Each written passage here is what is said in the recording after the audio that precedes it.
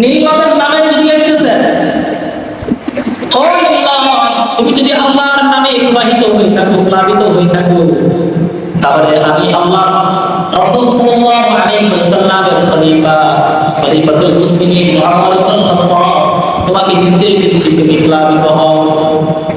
আর যদি তুমি শয়তানের কথায় পরিচালিত হও, আর যদি তুমি শয়তানের কথাকে মান্য করে থাকো, শয়তানের কথায় প্লাবিত হও, তাহলে তুমি শুনে রাখো, তোমার পানি আমাদের প্রয়োজন নাই, আল্লাহ তাআলাই আমাদের জন্য যথেষ্ট।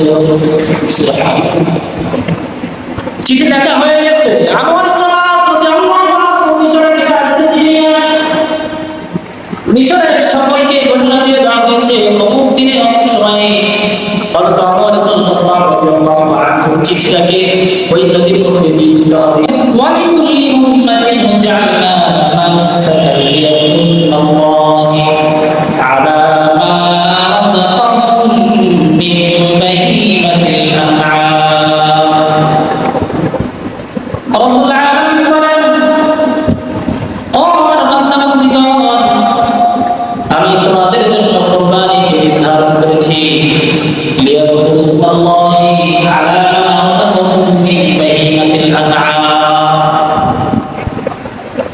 চতুর্থ জন্তু যখন তোমরা জবাই করবে, তখন তোমরা আমি আল্লাহ রাব্বুল আলামিনের নামকে উচ্চারণ করবে, অর্থাৎ আল্লাহ রাব্বুল আলামিনের নামে কুরবানি করবে।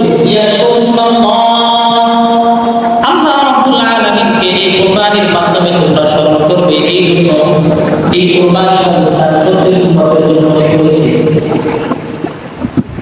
ফাইলাকুম ইলাহুম ওয়াহিদ, সুতরাং পূর্বে যারা ছিল, পূর্বে যে সকল নবীগণ ছিল, তাদের যে সকল উম্মত ছিল, তাদের ইলাহ যে ইলাহ, তোমাদের ইলাহ সেই ইলাহ, ফাইলাহুম ইলাহুম ওয়াহিদ, আর তোমাদের ইলাহ একমাত্র ইলাহ। সুতরাং কি করো? সুতরাং সেই রব্বুল আলামিনের আনুগত্য স্বীকার করো, রব্বুল আলামিনের কাছে আত্মসমর্পণ করো, অবশ্যই নীতি। আর আল্লাহ রব্বুল আলামিন বিনয়কারীদেরকে রব্বুল আলামিন সুসংবাদ দিয়েছেন। তো আল্লাহ রব্বুল আলামিন এই কুরবানির ব্যবস্থা করেছেন। কুরবানি হযরত ইব্রাহিম আলাইহিস সালাম থেকে রব্বুল আলামিন আমাদের উপরে, উম্মতে মুহাম্মাদের উপরে ওয়াজিব করে দিয়েছেন। শুধু উম্মতে মুহাম্মাদি নয়, আল্লাহ রাব্বুল আলামিন ইব্রাহিম আলাইহিস সালামের পর থেকে এই কুরবানির যে নিয়মটা নির্ধারণ করেছেন, শরীয়তের মধ্যে রেখেছেন, প্রত্যেক নবীর জন্যই রেখেছিলেন। কিন্তু ধারাবাহিকভাবে চলতে চলতে মানুষ এক সময় এই কুরবানিটাকে বিকৃত করে ফেলে। হযরত ওমর ইবনে খাত্তাব রাদিয়াল্লাহু আনহু মিশরে গভর্নর নির্ধারণ করে দিয়েছেন।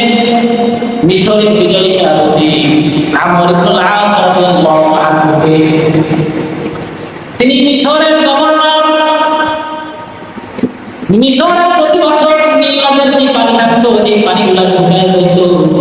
আর মিশরের বাসিন্দা যারা ছিল, তাদের যেই ফসলগুলো উৎপন্ন হইত, এই ফসলের মধ্যে পানি দেওয়ার জন্য একমাত্র পানি শুধুমাত্র নীল নদেই পাওয়া যাইত। একটা বছর আমর ইবনে আস রাদিয়াল্লাহু আনহু যখন গভর্নর নির্ধারণ করেন, সে বছর যখন কোনোভাবে পানি নাই নদের মধ্যে, এবার মানুষ চিন্তা করছে যে নববধূর সাজে একজন রূপবতী কন্যাকে সাজাবে, কুমারী একটা মেয়েকে সুসজ্জিত করবে নববধূর সাজে, আর সেটাকে নীল নদের মাঝে বলি দিবে।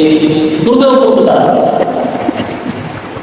তারা এমন ভাবে কুমারী কন্যাকে নববধূর সাজে সুসজ্জিত করে নদীর মাঝে কুরবানি দিয়ে দিত। আর ওই নীল নদের মাঝে পানি লাগতো, ভরে যাইত। পানি পুরো নাই, কোনো পানি নেই, শুকিয়ে গেছে। শয়তানের শব্দ নেই। আমর ইবনে আস রাদিয়াল্লাহু আনহু এর সময়কালে তিনি যখন দেখলেন নীল নদের পানি নাই, মানুষ চিন্তা করলো সেই ভূমিকার মতো নববধূর সাথে সুসজ্জিত করে একটা কুমারী মেয়েকে বলি দিব। আমর ইবনে আস রাদিয়াল্লাহু আনহু নিষেধাজ্ঞা জারি করে দিলেন, না, হযরত ওমর ইবনে খাত্তাব রাদিয়াল্লাহু আনহুর কাছে কাছে এই সংবাদ আগে পৌঁছাতে হবে, তিনি যে নির্দেশ দেন সেইভাবে আমাদের কাজ করতে হবে। মিশর গঠন আমার কোনো অত্যাপতি আল্লাহ মাহমের অন্তর্গত ছিল, কর দিয়ে চলতে পারে। আমি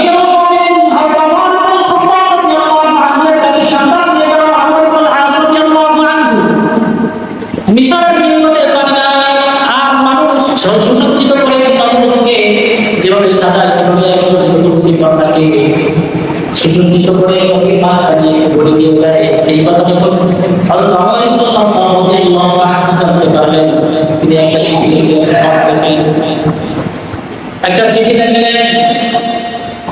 চিঠিটা লিখেছেন ওই নীল নদের নামে, কার নামে? নীল নদের নামে চিঠি লিখছেন। নীল নদের নামে চিঠি লিখতেছেন, ও নীল নদ, তুমি যদি আল্লাহর নামে প্রবাহিত হয়ে থাকো, প্লাবিত হয়ে থাকো, তাহলে আমি আল্লাহ রাসূল সাল্লাল্লাহু আলাইহি ওয়াসাল্লামের খলিফাতুল মুসলিমিন মুহাম্মদ ইবনে খাত্তাব তোমাকে নির্দেশ দিচ্ছি, তুমি প্লাবিত হও।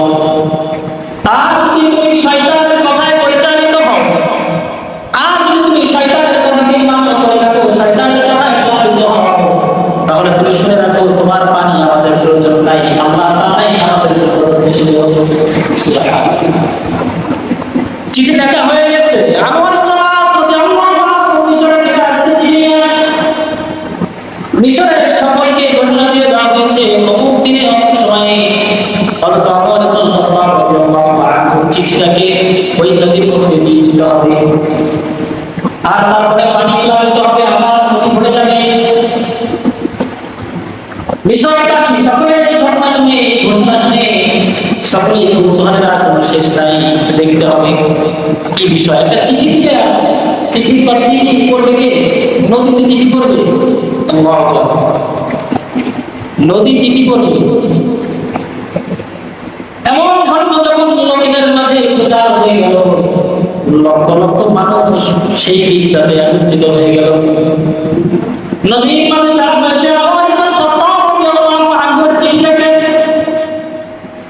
নদী যখন ওমর ইবনে খাত্তাব রাদিয়াল্লাহু আনহুর চিঠি পেয়েছে, যখন চিঠির মধ্যে পেয়েছে আল্লাহ তাআলা দিকে সেই নদীকে প্রবাহিত করতে বলছে, খলিফাতুল মুসলিমিন যিনি ছিলেন অর্ধ দুনিয়ার শাসক, আল্লাহর হাবিব সাল্লাল্লাহু আলাইহি ওয়াসাল্লামের সবচেয়ে বড় খলিফা, এর নির্দেশ যখন তিনি ঢাকার মধ্যে, তিনি যখন সেই কাগজের মধ্যে বা তিনি সেই চামড়া ছিল যেটার মধ্যে লেখা ছিল, সেটার মধ্যে যখন লেখা দেখেছে, সঙ্গে সঙ্গে 16 হাত উঁচু হয়ে পানি প্লাবিত হয়েছে।